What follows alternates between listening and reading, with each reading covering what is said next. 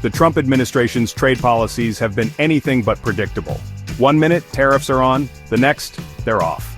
It's enough to make your head spin faster than a Trump Tower revolving door. Take, for instance, the recent back and forth on tariffs for Chinese electronics. Initially, tech companies breathed a sigh of relief as the administration announced an exemption for popular items like smartphones and laptops. The news brought a temporary reprieve from the trade war anxieties that have plagued the industry. But like a plot twist in a daytime soap opera, the story didn't end there. Trump and his team later clarified that the exemption was just a temporary measure. It's all part of a national security review focusing on the electronic supply chain, particularly semiconductors. In other words, targeted tariffs on electronics are still on the table, folks. Commerce Secretary Howard Lutnick confirmed the temporary nature of the exemption.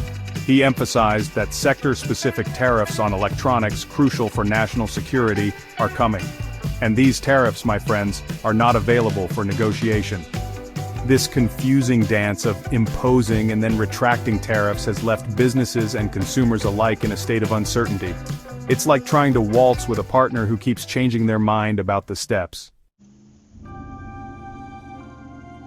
As if the tariff tango wasn't dramatic enough, the Trump administration found itself embroiled in yet another controversy.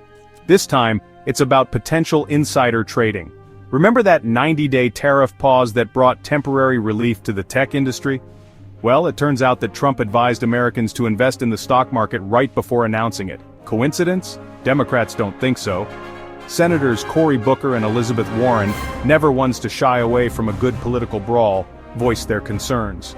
Warren even went so far as to suggest that Trump, his family, or his inner circle might have engaged in insider trading. She wasted no time in calling for an SEC investigation. The Trump administration, as you might expect, denied any wrongdoing. Kevin Hassett, the National Economic Council director, insisted that there was no intention to manipulate the market. But the calls for investigation haven't died down.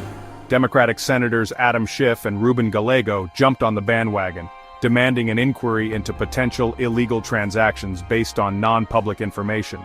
The allegations, whether true or not, have only added fuel to the fire of Trump's critics, who see it as yet another example of his administration's disregard for ethical boundaries.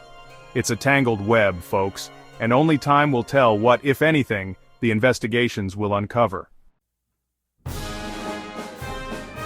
Immigration has been a cornerstone of the Trump presidency, and recent actions demonstrate the administration's continued focus on border security and stricter immigration enforcement. Trump, never one to mince words, praised El Salvador's President Nayib Bukele for his tough stance on criminals. The two leaders are scheduled to meet, and it seems they share a mutual admiration for strongman tactics. Trump's praise for Bukele comes on the heels of the deportation of 10 alleged gang members to El Salvador. The administration celebrated the move as a victory for public safety, but critics argue that it raises concerns about human rights. The case of Kilmar Abrego Garcia, a Maryland resident mistakenly deported to El Salvador, has further fueled the debate. Despite a judge ordering Abrego Garcia's return to the U.S., his fate remains uncertain. The administration claims he's alive and secure in El Salvador, but details about his repatriation are scarce. Meanwhile, the case of Mahmoud Khalil, a Columbia University graduate and pro-Palestinian activist, highlights another aspect of the administration's immigration policy. A judge ruled that Khalil, deemed a security threat by the government, can be deported. The administration's hardline stance on immigration continues to draw both praise and condemnation. Supporters applaud the focus on border security, while critics denounce what they see as a heartless and inhumane approach. The fallout from Trump's trade wars and immigration policies has been significant, impacting both the economy and the political landscape. The constant uncertainty surrounding tariffs has left businesses and investors on edge, contributing to market volatility and economic anxiety.